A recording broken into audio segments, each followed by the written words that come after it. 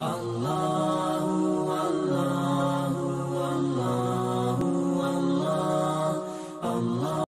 بھائی اللہ نے کب کہا ہے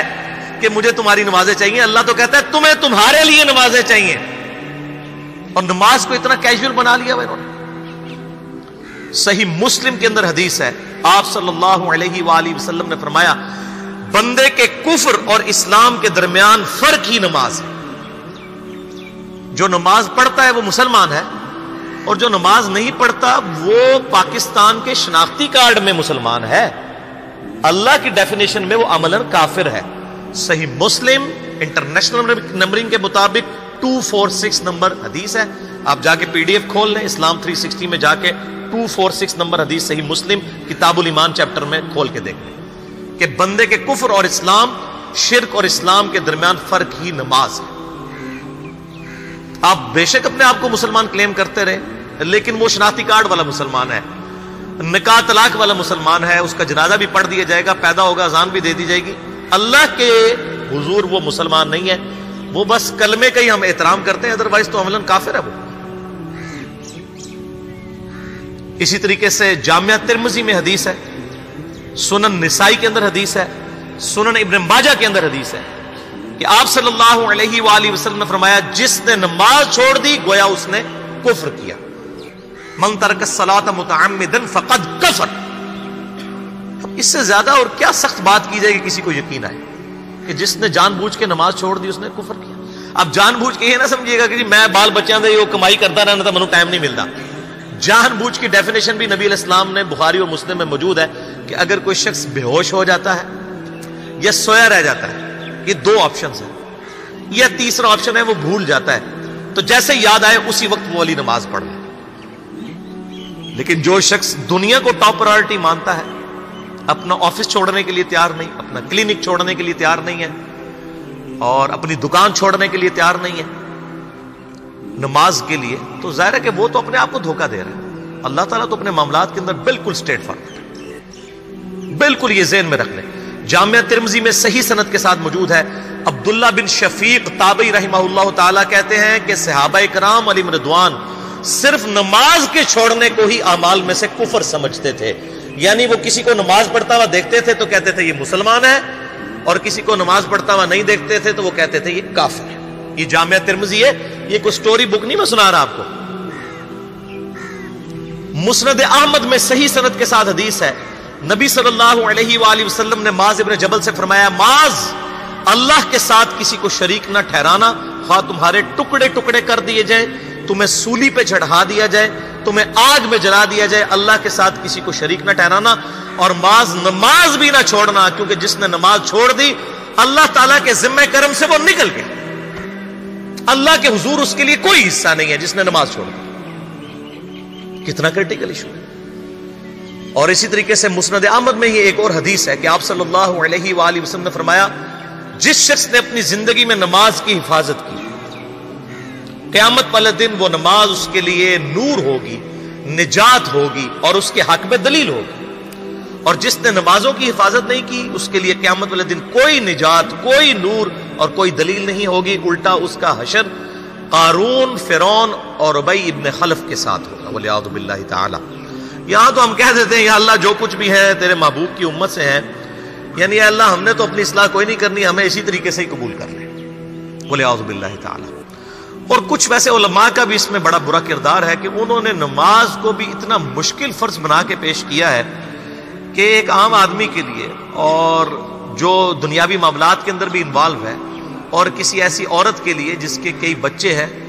مطلب اس روٹین کے اندر اس نماز کو مینج کرنا مشکل ہو جاتا ہے۔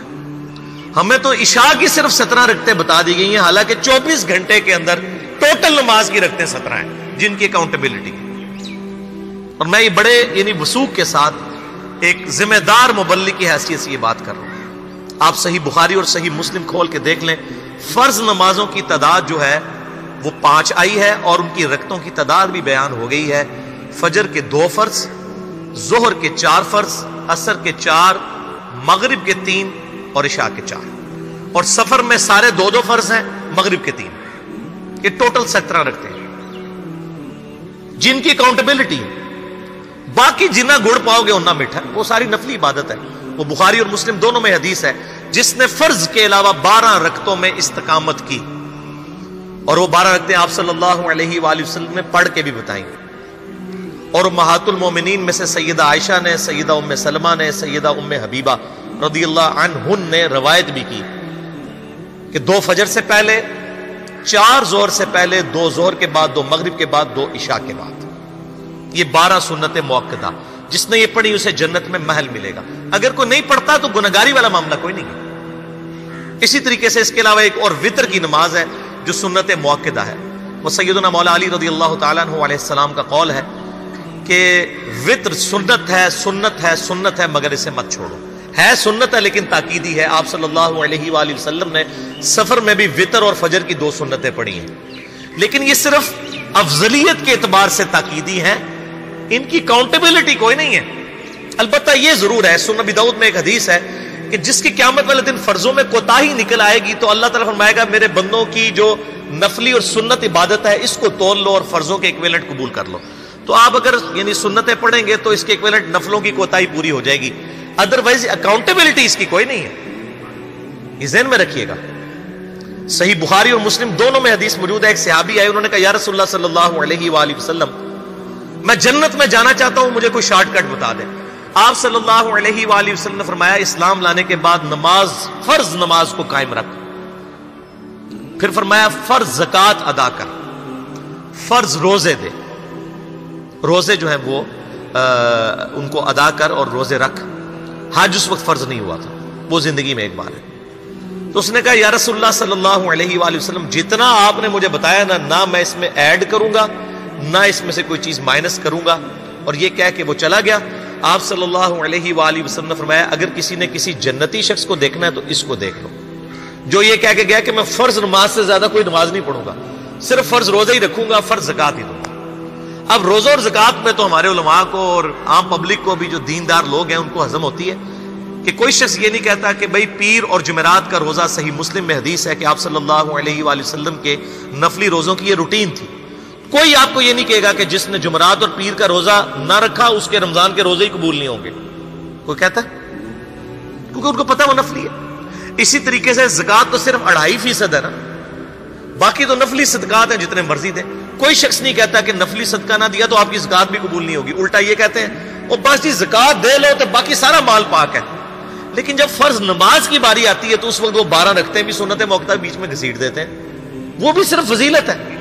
ٹوٹل 17 رکھتے ہیں، 2 فجر کی، 4 ظہر، 4 عصر، 3 مغرب، 4 عشاء۔ یہ میں کو اپنے لیے گراؤنڈ نہیں بنا رہا، میں تو الحمدللہ اس کے علاوہ بھی نفلی عبادت کرتا ہوں، لیکن میں بتا رہا ہوں خدا کے لیے لوگوں کو دین ایسا مشکل نہ پیش کریں کہ جو نبی علیہ السلام نے امت کو وہ دین نہیں دیا ہوا، اپنی مرضی سے انجیکٹ نہ کریں دین، لوگوں کے لیے مشکلات نہ کھڑی کریں،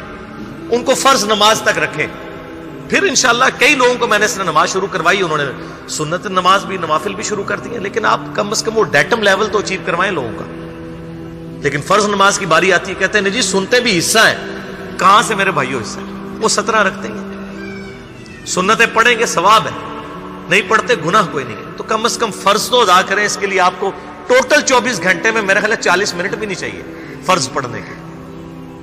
تو اس کے اوپر تو استقامت کم از کم ہم اختیار کریں۔ اور چھوٹی چھوٹی جو نٹی گٹیز ہیں ان کو تو ہم نے اتنا فالو کیا ہوا ہے، اور فرض نماز کے بارے میں ہم اتنے کیجول ہو جاتے ہیں۔ تو یہ فرض نماز کی امپورٹنس اس حوالے سے ضروری تھی، اس لیے میں نے ساتھ ہی بیان کر دی۔